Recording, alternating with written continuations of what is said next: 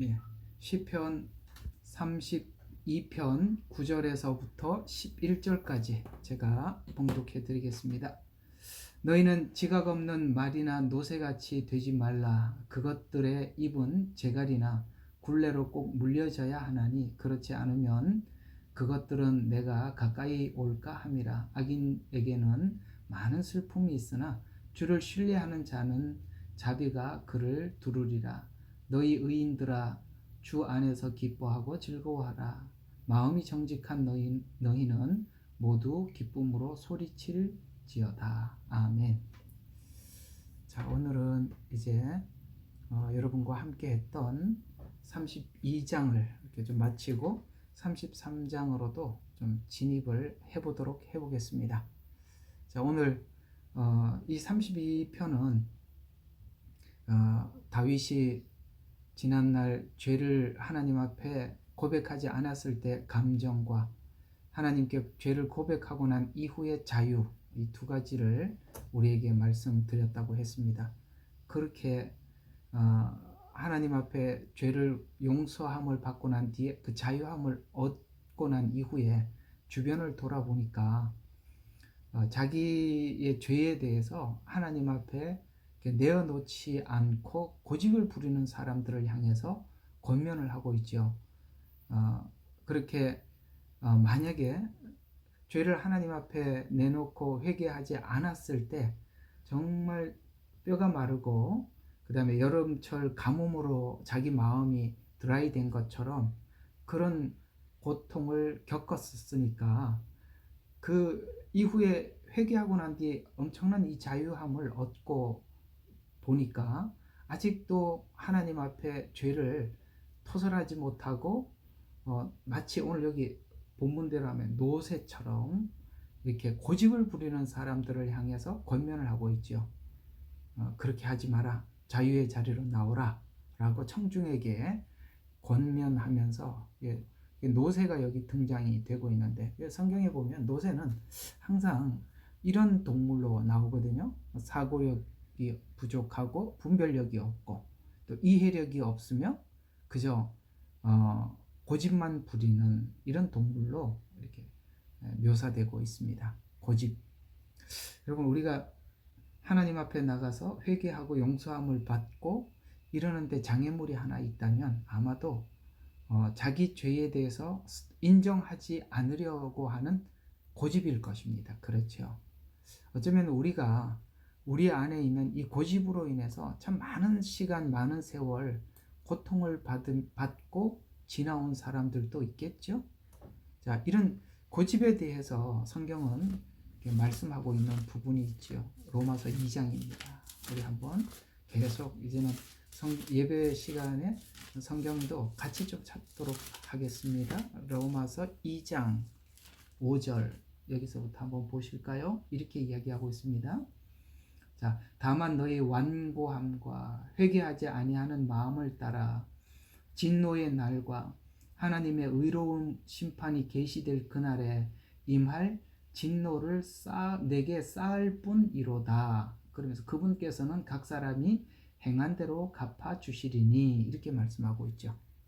자, 여기서 이 고집에 대해서 우리에게 잘 설명을 하고 있는 것 중에 하나가 뭐냐면 고집이 뭘 하지 않게 한다고요? 회개하지 않게 만들더라.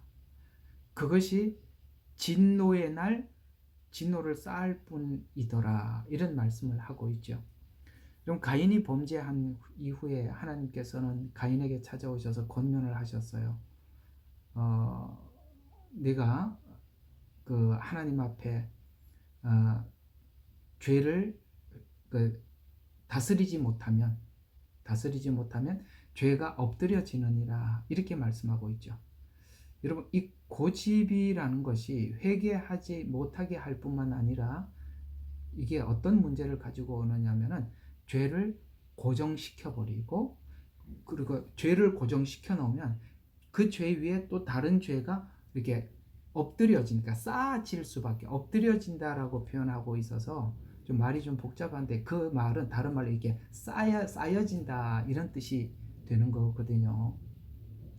그 문제는 우리가 어떤 죄에 대해서 빨리 인정을 하고 받아들이고 아 내가 실제 그렇구나 하고 자기가 자기의 죄에 대해서 인정을 하면 그것이 죄가 쌓이지는 않고 이게 서서히 이렇게 해결되는 걸 느끼게 되는데 문제는 그걸 이제 딱 얘기를 하면 고집을 부리죠. 고집을 부린다고 표현은 이렇게 성경은 하고 있지만 이 고집이라는 형태는 여러 가지 형태로 나타나는 것입니다. 여러 가지 형태로. 예를 들어서 죄를 지적을 했을 때 그건 죄가 아니라고 막 우겨대든지 우기는 것도 하나의 고집이거든요. 그리고 또 이것은 죄가 아니라고 또 성경에서 여기저기서 찾아서 또 죄가 아님을 또 정당화시키기도 하는 그것도 고집이거든요. 그래서 제일 끝에 오늘 여기 32평 제일 끝에 보면 마음이 정직한 너희는 모두 기쁨으로 소리칠지어다 라는 이 정직과 고집은 대조하고 있는 것입니다. 고집. 이게 참 문제예요. 그러니까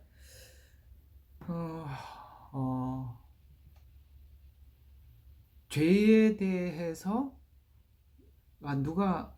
내가 이번 주에 누군가가 어떤 분 설교를 잠깐 들었나? 제목을 본 것 같아요. 설교는 안 듣고 그 제목을 봤는데 이 제목이 굉장히 눈에 확 들어왔어요. 그게 뭐냐면 죄를 느끼지 못하는 것은 은혜가 사라진 증거다. 이런 말을 주제를 이렇게 잡았더라고요. 다시 한번 말씀해 볼 테니까 한번 생각해 보세요. 죄를 느끼지 못하는 것은 은혜가 사라진 증거다. 맞나요? 맞는 것 같아요. 왜냐하면 우리가 은혜가 충만할 때 특징이 뭐냐면 너무나도 내 속에 죄가 많이 보여요. 그게 이제 은혜가 충만할 때고 은혜가 떠나갈 때는 내 속에 죄가 없는 것 같아 보여요. 그러니까 사단은 자꾸 그렇게 우리에게 말하죠. 너는 문제가 별로 없다. 이것도 해결됐고 저것도 해결됐다. 그러므로 너는 이제 거의 다 해결됐다. 이렇게 하면 그때부터 우리가 다른 사람을 볼 때 어떤 게 보여지기 시작하느냐 하면 다른 사람의 죄가 보여지기 시작하는 것입니다. 판단하게 되는 것입니다. 오늘 여기 보면은 누가 고집을 부리느냐 하면은 여기 로마서 2장으로 이거 다시 해놨네. 자, 로마서 2장 한번 봐요. 누가 이렇게 고집을 부리고 있는지 한번 그 고집을 부리고 있는 사람이 누군지 한번 볼까요? 자, 2장 5절에서 보면 누구지요? 자, 2장 1절부터 보면 이 사람이 지금 고집을 부리고 있거든요. 그러므로 이 사람아 판단하는 내가 누구일지라도 변명하지 못할 것은 내가 다른 사람을 판단하는 것으로 내 스스로 정죄함이니 이는 판단하는 내가 똑같은 일을 하게 돼. 사실은 그 어떤 죄된 한 대상을 보고 저건 죄가 아니다라고 판단을 하고 할 때, 그러니까 그 상대방의 어떤 죄에 대해서 우리가 판단을 할 때 빨리 봐야 될 것은 그 상대방의 죄를 판단하기보다는 그 상대방의 죄도 나에게 있는가라고 봐야 되는 거거든요. 그 말이 그 말이죠. 내 스스로 정죄함이니 판단을 하고 있다는 것은 내 스스로 정죄하는 것이니 내가 똑같은 일들을 하기 때문이라고 분명히 못을 박았어요. 그러니까 남이 죄를 짓고 있다는 것을 본다는 것은 성경은 도리어 우리에게 이렇게 너는 참 훌륭한 판단을 하는구나 이렇게 표현하지 않고 너도 그 일을 하고 있다라고 이렇게 이야기를 하고 있습니다. 그게 본인이 하고 있으면서도 그걸 못 느끼는 것은 무감각해진 것이죠. 은혜에 대해서. 은혜에 대해서 무감각해질 때 특징은 교만해져 갈 때 은혜에 대해서 무감각해져 가는 거거든요. 이렇게 상대방의 죄를 보고 상대방만 판단을 하고 자기 자신에 대해서 회개하지 않으면 뭐 하는 거라고요? 진노를 쌓을 뿐이다. 오늘 5절대로 하면 판단하는 사람. 또 이런 일을 행하는 자들의 진리대로 하나님의 심판이 있는 것을 우리가 확신하노라. 이런 일을 행하는 자들을 판단하면서도 같은 일을 행하는 이 사람아, 내가 하나님의 심판을 피할 줄로 생각하느냐? 또 아니면 내가 그분의 선하심이 너를 회개하도록 인도하심을 알지 못하고, 이게 무슨 말이에요? 상대방이 죄를 짓고 있을 때 나도 그와 같은 죄를 짓는다라고 인정하는 사람은 하나님께서 우리를 회개하도록 인도하고 있다고 보게 되겠죠. 상대방의 죄를 보고 자기 죄를 그러니까 인정하게 되고, 자기 죄를 인정하게 되면서 어디로 가게 합니까? 하나님께 회개하도록 이렇게 인도하고 있다는 것이죠. 그러니까 상대방의 죄를 보면서 뭘 느끼라는 겁니까?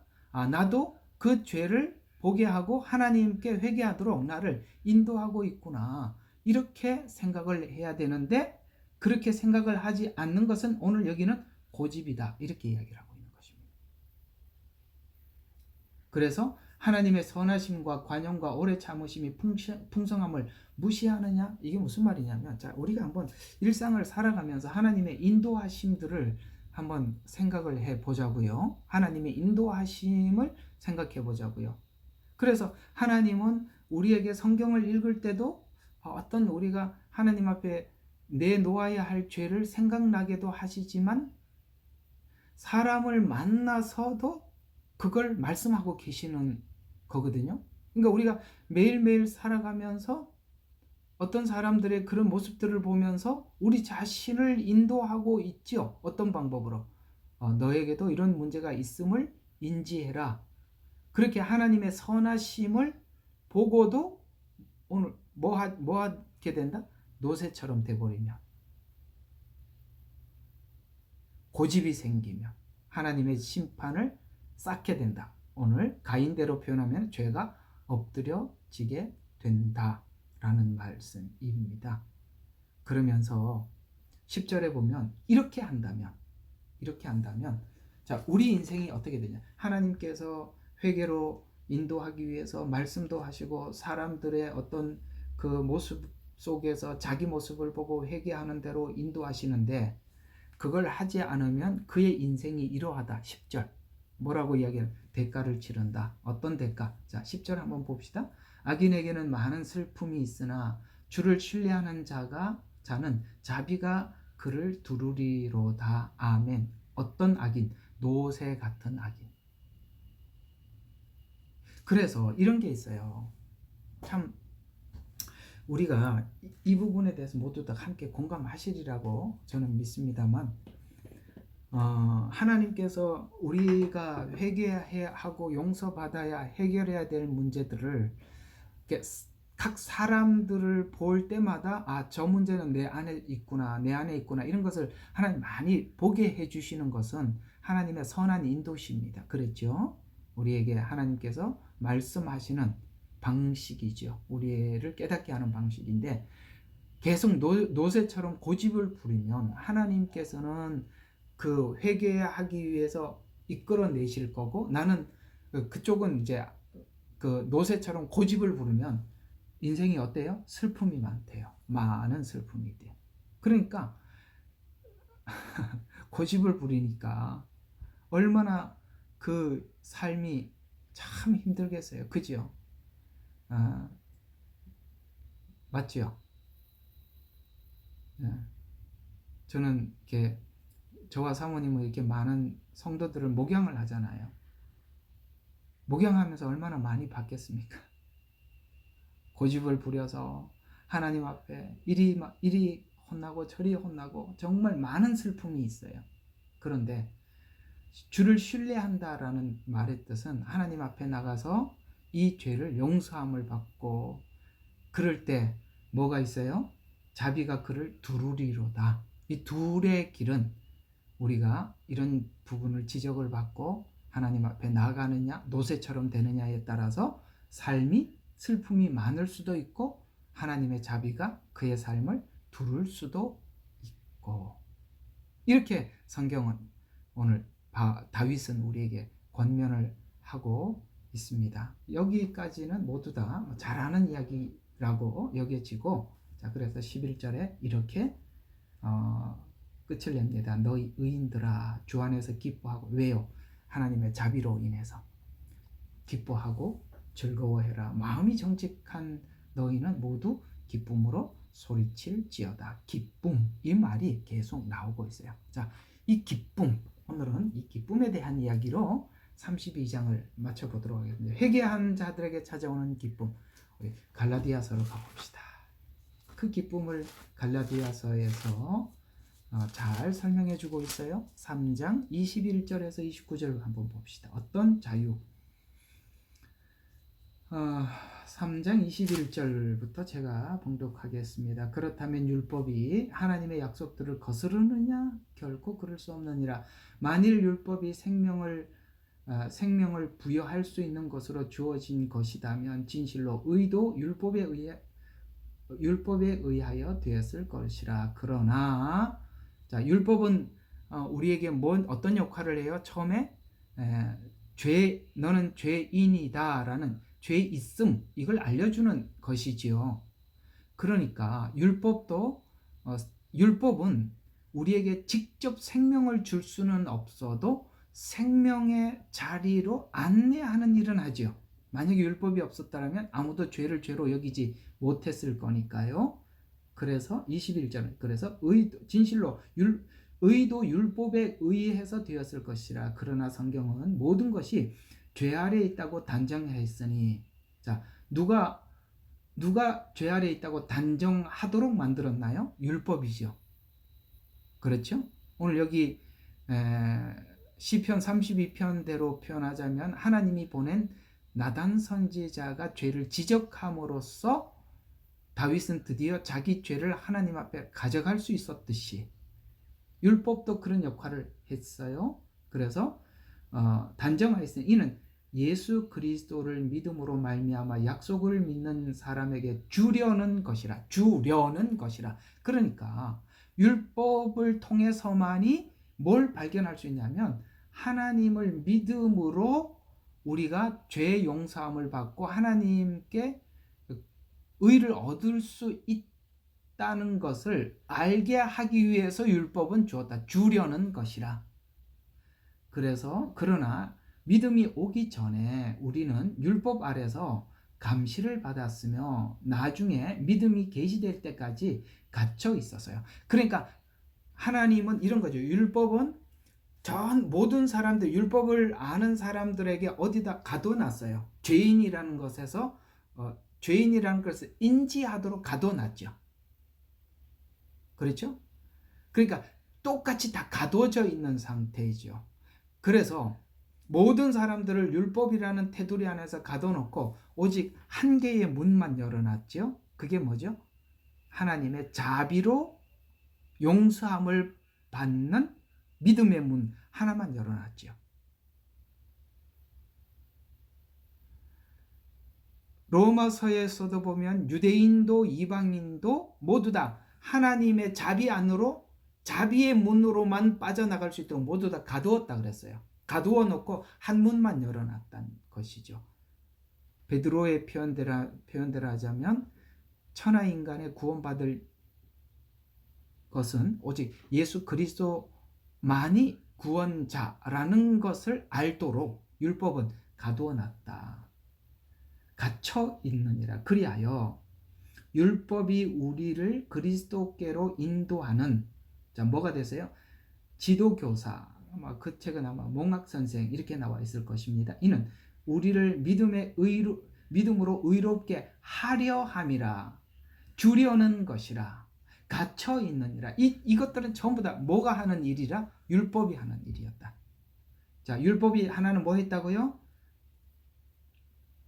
믿음을 주려고 우리를 꼭 한쪽 문만 열어놓도록 갇혀 있게 했고, 그 다음에 왜 그렇게 하느냐면 오직 믿음으로만 의롭게 하려고 하니까 율법은 그 역할을 할 수밖에 없어요. 가두고 그 문만 열 수밖에. 우리가 오직 하나님의 자비에 의존할 수밖에 없도록 가두어놨다. 이런 이야기죠.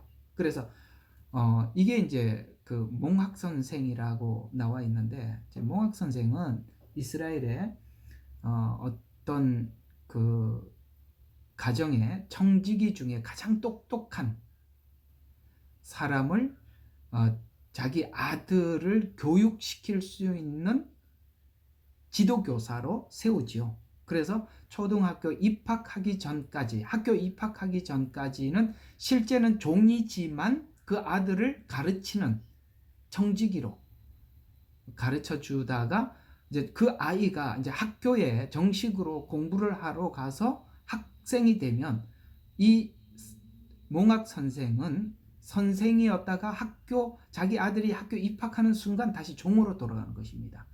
이 이야기입니다. 율법은 은혜로 믿음으로 구원받는 데까지 데려다 주고 다시 뭐가 되느냐면 종으로 전락해 버리는 거예요. 선생이 아니라.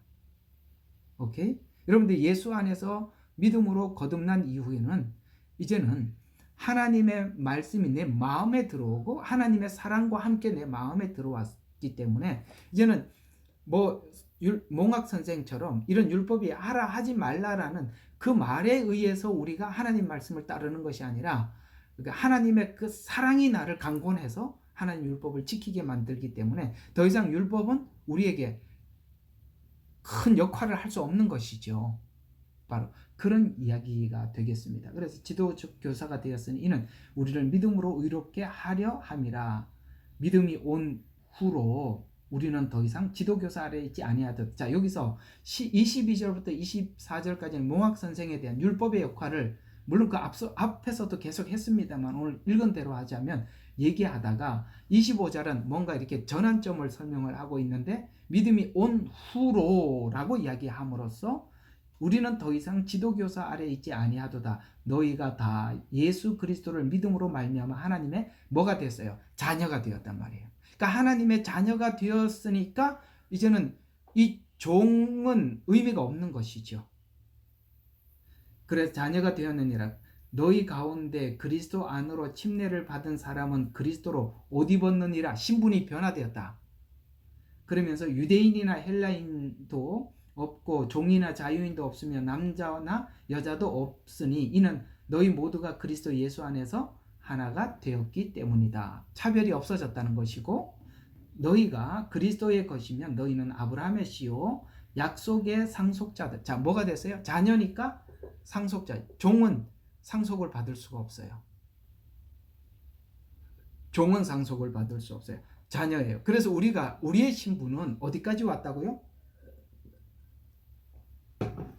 하나님의 자녀.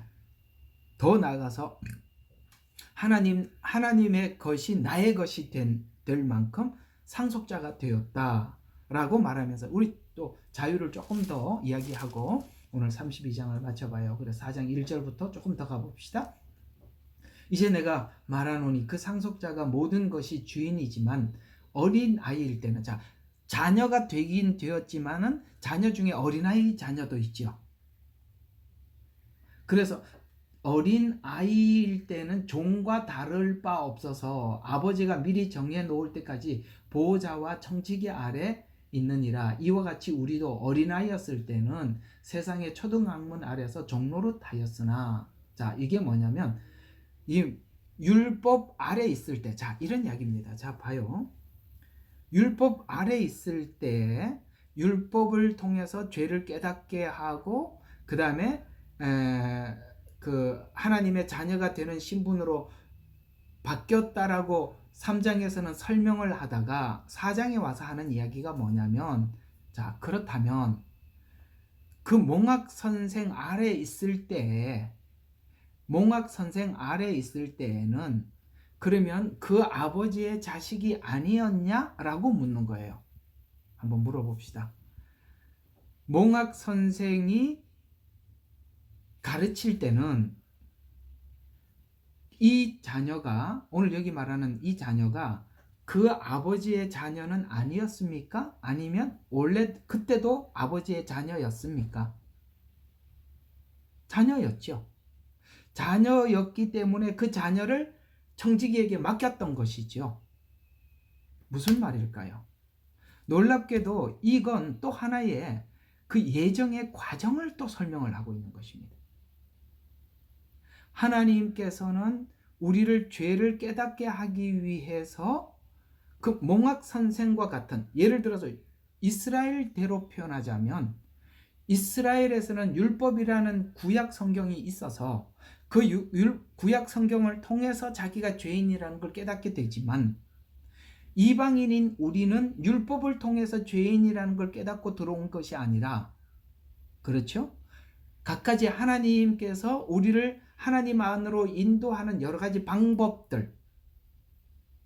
그래서 유대인에게는 율법이 있었고 이방인에게는 양심이 있었는데 하나님께서는 이방인에게는 양심이라는 것을 우리 마음속에 좀 이렇게 표현하면 작동하게 해서 내가 죄인이라는 걸 하나님 앞에 깨닫게 하고, 그래서 하나님 앞에 회개하게 하고 주님 앞에 돌아와서 다시 구약의 율법을 읽어봤더니 우리가 지난날 죄가 아니라고 말했던 것들이 죄였고, 이해가 가죠? 그러니까 이방인들이 들어온 방식과 유대인들이 들어온 방식이 서로가 다른데, 우리가 주님의 자녀가 되고 보니 하나님께서는 이미 이전부터 몽학선생, 여기서 말하는 몽학선생, 또 우리대로 표현하자면 죄를 죄로 알도록 우리의 삶 속에 개입하셔서 알게 해주셔서 주님 앞에 들어오게 되었더라. 그 얘기예요. 자, 그래서 그 상상을 하면서 1절과 3절 한번 다시 봐요. 내가 말하노니 그 상속자가 모든 것의 주인이지만 어린일 동안에는 종과 다를 바 없으며 아버지께서 미리 정해놓을 때까지 보호자와 청지기 아래 있느니라. 이와 같이 우리도 어린아이였을 때는 세상의 초등학문 아래서 종노릇하였으나 그 때가 차니. 아시겠죠? 성경은 이런 말들이 참 많이 나요. 때가 참에, 때가 되면, 하나님이 시간이 되었을 때 하나님께서 자기 아들을 보내시어 여자에게서 나게 하시고 율법 아래에 나게 하신 것은, 자, 여자에게 낳다, 율법 아래 낳다, 이 말은 굉장히 중요한 얘기입니다. 자, 그러니까 여자에게 낳다라는 말은 여러분 성육신이 아담의 씨를 받아서 온 것이 아니라 성령의 잉태하심을 받아서 옴으로 인해서 죄와 상관없이 성육신 하신 것, 이런 차원에서 여기 여자에게 나게 하신 것은, 또 하나는 여자에게서 났는데 죄와 상관없이 왔는데도 어디로 들어왔다고요? 율법 아래 들어왔다, 이 말이에요. 이게 모르겠습니다. 여러분들에게는 이 4절이 그냥 지나가는 말같이 보이지만 이건 너무 엄청난 이야기를 하고 있는 말이에요. 이런 얘기들이 진짜 복음에서 아주 값지게, 아주 가치 있게 등장하고 있는 메시지거든요. 율법 아래 나게 하신 것은, 자, 율법 아래 있는 자들을 구속하셔서 아들의 신분을 얻게 하려 하심이라. 와, 사실 굉장한 선언이에요. 죄 없으신 분이 율법을 지킬 필요도 없고 죄로부터 원래 자유한 분이셨는데 율법 안으로 들어오셔서, 아시겠죠? 그래서 율법으로 인해서 우리가 죄와 사망에서 헤어나올 수 없는 우리들을 구하기 위해 율법을 통해서 정죄함을 예수님께서 대신 받으시고, 우리 대신 죄를 받으시고 율법 아래에 있는 자들을 구속해서 뭘로 만들려고? 하나님의 자녀로 만들기 위해서 예수님은 오셨다는 거예요. 갈라디아서. 그러면서 너희가 아들들임으로 하나님께서 자기 아들의 영을, 아시겠어요? 그래서 우리를 구속하셔서 십자가에 죽으시고 부활하셔서 승천하셔서 뭐가 오셨어요? 성령님을 보내주신다고 요한복음에 말씀하신 대로 성령님이 오셔서 어떻게 했습니까? 하나님의 자기 아들의 영을 너희 마음에 보내주셔서 뭐라고 했다고요? 아바, 아버지라 이렇게 부르게 만들었다, 이 말이에요.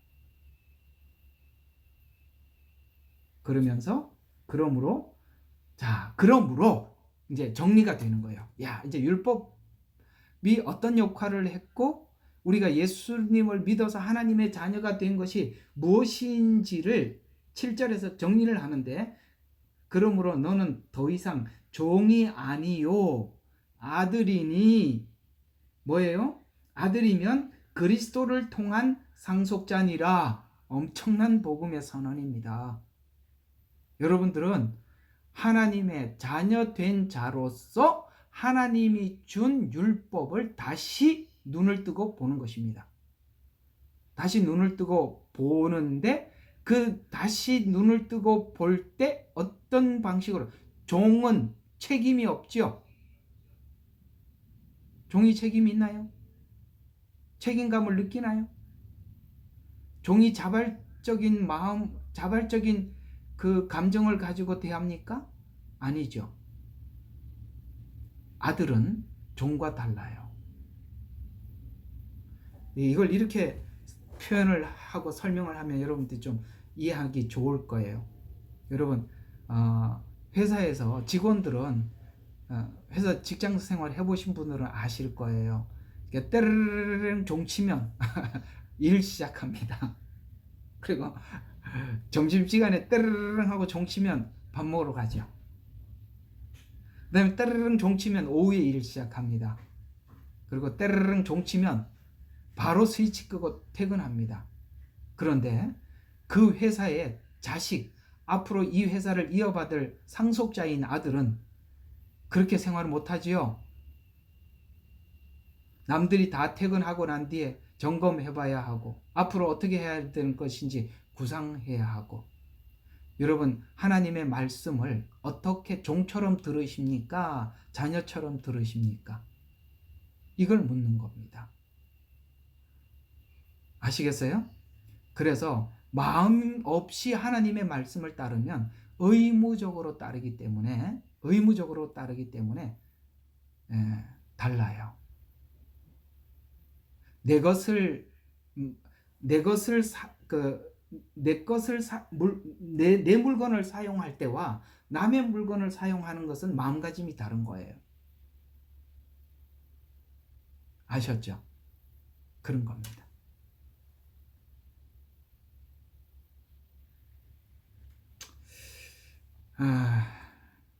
이런 이야기까지 한번 이제 좀 더 나가면 좋겠죠? 우리가, 난 정말 하나님께서 주시는 말씀이나 혹은 내가 하나님 앞에 내가 마음을 다하고 정성을 다하고 있나, 내가 마음을 들여 하나님 교회를 섬기고 사랑하고 있나, 이런 것들은 1차적으로, 2차 3차 갈 것 없이 1차적으로 여러분들이 교회의 물건을 어떻게 사용하는지를 보면 압니다. 그건 1차적으로 나타나는 증상이거든요.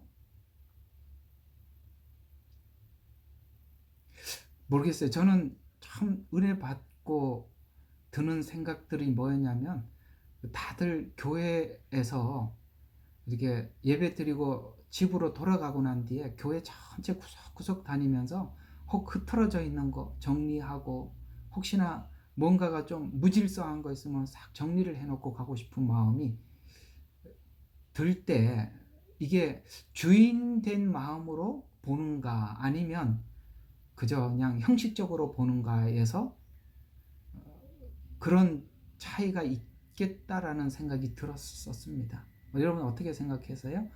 아마 이 말들은 틀렸다라고 말할 수는 없을 것입니다. 1차적으로 그런 데서 드러나고, 또 2차적으로는 이런 것도 있죠.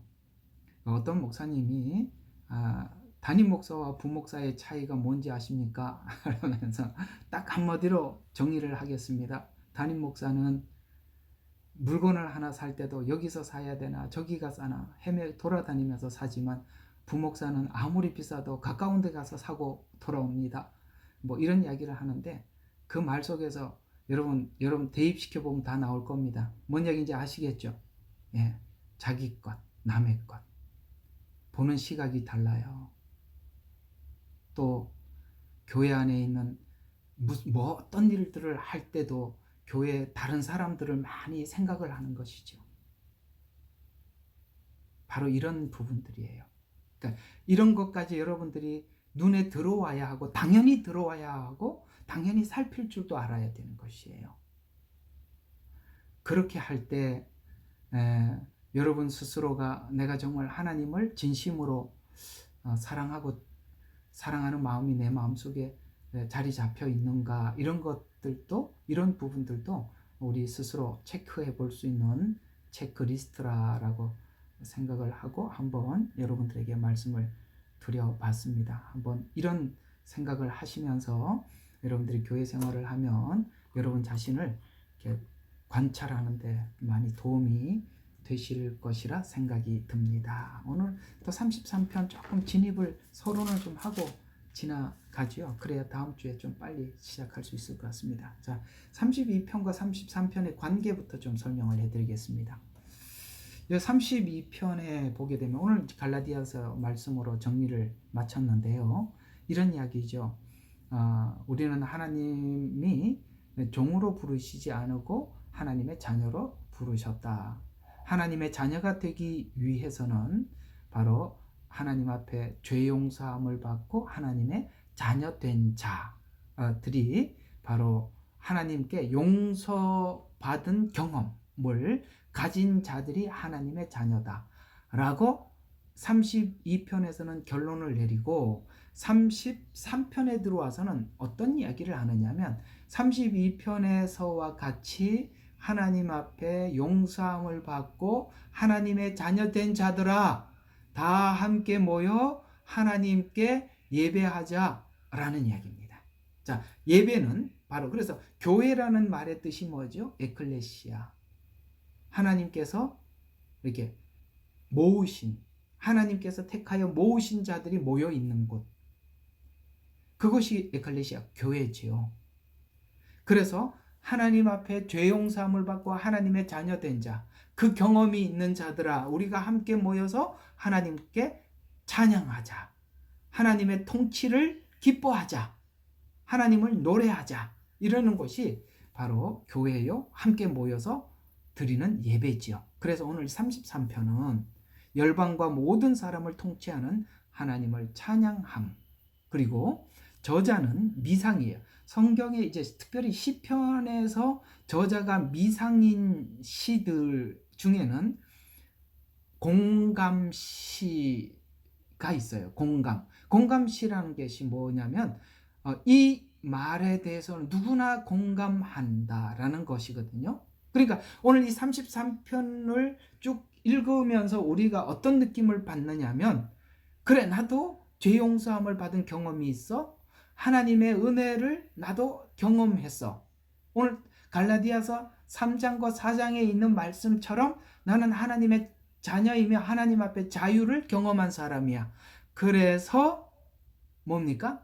하나님 앞에 감사하러 나온 여기 33편을 읽어보면 32편의 체험을 가진 사람들이 모인 곳. 그래서 하나님을 예배하는 자들이 하는 감사시란 구원의 과정을 알고 은혜를 받은 자들이 함께 모여서 예배 시간에 공감하며 찬양 드리는 것. 그래서 여러분 우리가 예배 시 하기 전에 함께 찬양을 하잖아요. 그죠? 이 찬양 가사 한마디 한마디 속에 우리 모두 다 그 찬양 가사에 공감하시죠? 왜요?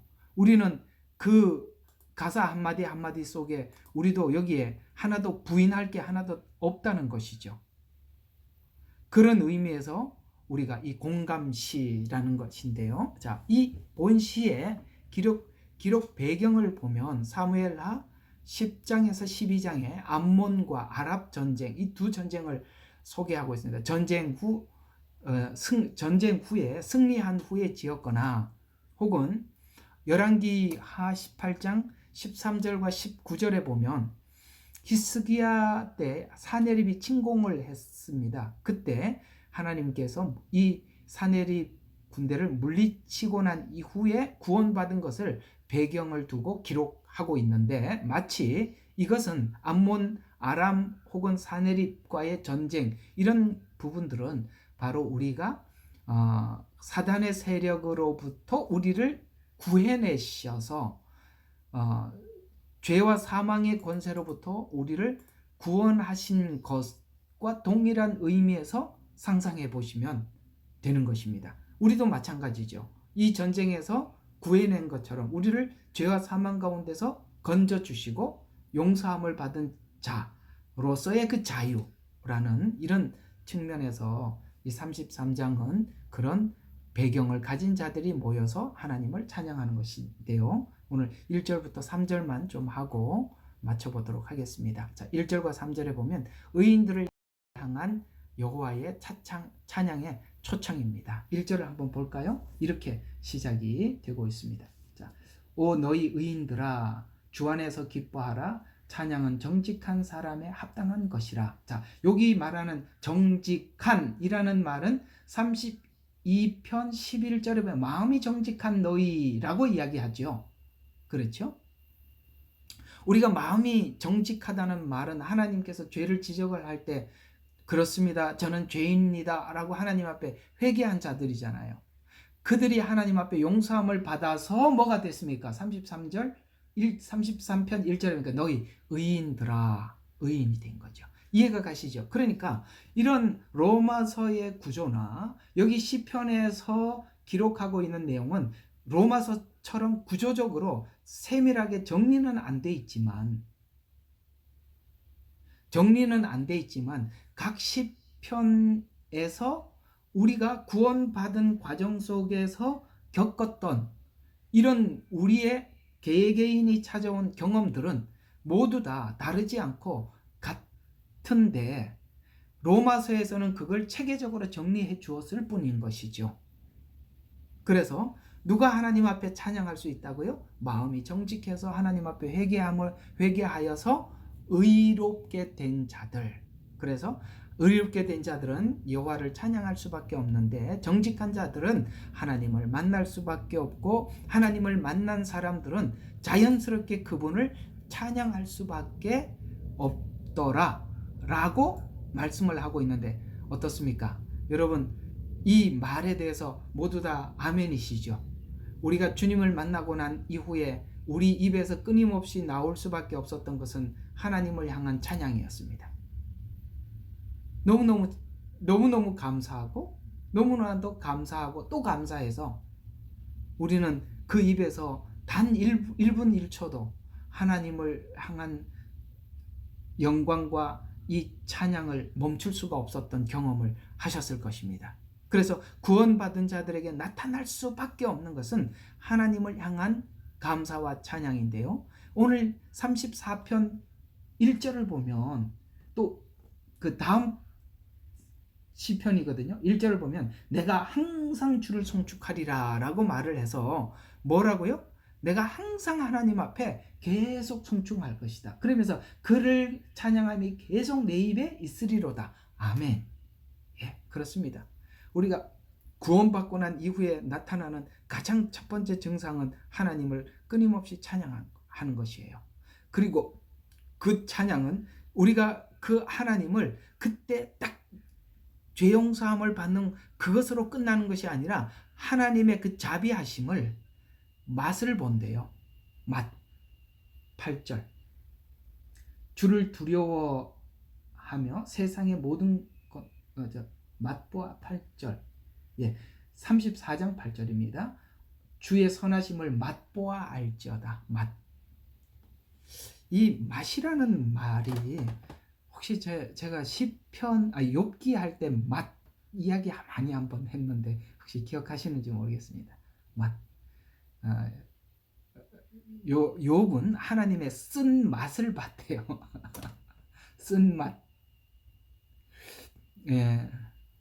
근데 그 쓴 맛이 나중에 무슨 맛으로 바뀌느냐면 단 맛으로 바뀌는 거거든요. 여러분 그 아시죠? 쓴 물을 모세가 바위를 쳐서 단 물로 바꾸죠. 하나님이죠. 그러니까 단 맛을 알려면 먼저 무슨 맛을 좀 알아야죠. 쓴 맛을 봐야죠. 그게 또 하나님의 맛이랍니다. 예. 쓴맛과 단맛의 그 연결점. 성경은 그런 구조로 우리에게 하나님을 많이 소개하고 있죠. 죽음과 부활, 쓴맛과 단맛 이런 말들이죠. 뭘 하나 생각을 했는데 요거 말고도 생각을 했는데 그 쓴 맛 이야기 하다가 잊어버렸네요. 맛보아 알지어다. 여러분 하나님 맛을 좀 보셨습니까? 그래서 쓴 맛이 뭘 만들었냐 18절과 19절에 보니까 마음이 상한 자 가까이 하시고 참회하는 영이 있는 자들을 구원하시는도다. 의인은 고난이 많지만 주께서 그 고난으로부터 그를 구해내시리로다. 아멘. 그래서 쓴 맛이 마음을 상하게 했고, 그 다음에 그 쓴 맛이 마음이 상하게 되어서 참회하는 자리로 옮겨주셨다. 산상팔복이죠. 마음이 상한 자, 애통하는 자, 복이 있다는 것이죠. 네, 맛. 하나님 맛을 많이 보셨나요? 쓴 맛을 보셨죠? 그래서 단 맛도 느끼게 하는 것입니다. 그래서 여러분, 그 다음, 그리고 은혜를 입고 구원을 얻은 자들이 공통적으로 아는 것. 그래서 이 시는 예배 드리는 자들이 함께, 구원받는 자들이 함께 부르면서 공감하면서 드리는 예배 시입니다. 2절을 보면, 자, 이렇게 모여서 우리가 목소리로만 찬양하기에는 너무나도 부족해 보이니까 악기들을 동원한대요. 자, 2절 한번 봐요. 하프로 주를 찬양하고 솔터리와 10줄 악기로 그분께 노래할지어다. 뭐 비파와 수금, 아마 그렇게 나와 있을 텐데, 하프는 수금을 이야기하고 비파가 솔터리라고 나와 있어요. 그러니까 솔터리가 뭔가 하고 봤더니 아까 내가 한번 봤었는데 딴 데다 적어놨는 것 같아요. 뭐 무슨 악기라고 그러던데, 하여튼 제가 또 그쪽에는 또 비전문가라서 넘어가도록 하겠습니다. 모르는 거는 파스. 자, 그래서 어떻게 찬양해야 될지를 이렇게 설명하는데, 악기를 동원해서 찬양했다라는, 왜 악기를 동원했냐면 입술로만 찬양하는 데는 부족함을 느껴서 각자가 주신 음악의 재능을 가지고 하나님을 찬양하라는 뜻입니다. 그래서 찬양을, 그러니까 하나님께서 원래 우리를 지으셨던 목적을 하나님을 찬양케 하려 함이라 라고 말을 했는데, 뭘 찬양하게 되더라? 사람이 하나님의 자비와 용서를 얻고 난 이후에 그 하나님을 다시 바라보고 찬양하더라는 것이죠. 그래서 이 찬양이 요한계시록에 다시 등장하고 있는데, 구원하심이 보좌에 앉으신 하나님과 어린 양께 있습니다 라고 찬양으로 끝이 나서, 하나님은 인간을 지으실 때 하나님을 찬양하기 위해서 지으셨는데 무엇을 찬양하게 하시는가? 하나님이 우리에게 행하신 일, 앞으로 33장에 나올 겁니다. 창조. 어떤 창조? 어떤 창조요? 내 마음의 새로움을 창조하신 창조. 새로움. 그건 다음 주에 예민하게 다루겠습니다. 그래서 에베소서 1장 6절에 보면 처음부터 하나님께서 우리를 창조했던 목적을 하나님께서 사랑하시는 이 안에서 꼭 기억하세요. 사랑하시는 이는 예수님입니다. 그 안에서 우리를 받아들이신 그의 은혜의 영광을 찬양하게 하려 하심이라 라는 말씀이죠. 그러니까 예수님 안에서 뭘 발견하게 되느냐? 하나님을 찬양할 이유, 목적이 무엇인지 예수님 안에서만이 그 찬양을 찾아낼 수가 있더라는 것이죠. 그러니까 우리가, 에베소서가 우리에게 기도하라고 기도하는 기도의 제목을 준 게 뭐예요? 너희들을 구원하신 구원이 무엇인지, 너희에게 주시려고 하는 유업이 무엇인지, 그걸 알기를 원한다. 그걸 알면 하나님을 찬양할 수밖에 없지 않느냐, 이렇게 말씀하고 있죠. 그 찬양을 부를 때 3절에 보면 이렇게 부르랍니다. 새 노래로 그분께 노래하며 큰 소리로 정교인 연주할지어다. 막 함부로 연결. 그래서 우리는 이렇게 찬양할 때 악기를 가지고 맞춰보고 이렇게 정교인 연주할지어다 이렇게 말씀합니다. 새 노래는 원어로 보면 이런 말이에요. 시편에 이 새 노래라는 말이 많이 나오는데, 듣지 못한 것, 새로운 것, 이런 뜻인데요. 왜 우리가 하나님을 찬양할 때 이게 새로운 것으로 찬양하냐면은, 우리가 그 하나님께서 우리를 그리스도 안으로 인도하는 그 과정 속에 있었던 그것이 너무나도 놀랍잖아요. 그죠? 이렇게 하나님 안으로 안내했던 그 과정들이 너무나도 놀라워요. 뿐만 아니라 여러분, 우리가 하나님을 매일 깊이 관찰을 해보면 매일매일 우리에게 찾아오시는 그 하나님의 은혜가 정말 어떤 사람은 1년에 하루에 몇 번밖에 못 느낄지 몰라도 누구는요 정말 매 시 분초로 느낄 만큼 하나님께서 찾아오심의 은혜를 우리가 늘 새롭게 느낀단 말이죠. 우리가 큰 문제가 막 우리 앞에 막 달려오더라도 그 문제를 통해서 우리에게 주시고자 하는 하나님의 은혜들을 이렇게 찾아서 관찰을 해보면 하나님께서 새로운 이런 것을 우리가 경험하게 하시기 위해서 또 이런 새로운 국면을 우리에게 맞이하게 해주시는구나. 또 하나님의 또 다른 면을 한 번 더 경험할 수 있겠구나라는 기대감이 생기지 않아요? 문제를 문제로만 보지 마시고 그 문제를 통해서 우리에게 뭔가 새로움을, 새 노래를 부르도록 새 경험을 하게 하시기 위해서 우리를 인도하시는 하나님을 생각하면서 그 문제를 보고 문제에 짓눌리지 마시고, 야, 한번 경험해보자. 한번 우리 하나님이 이런 분인데 난 두려움 없이 나 이 문제를 맞이할 수 있어 라고 좀 신나게 좀 살아봐요. 뭐 하나 오기만 하면 아이고 무서워 어쩌지, 아이고 어쩐데 어디 숨어야 되나, 이렇게 살지 말고 좀 신나게 살아봐요.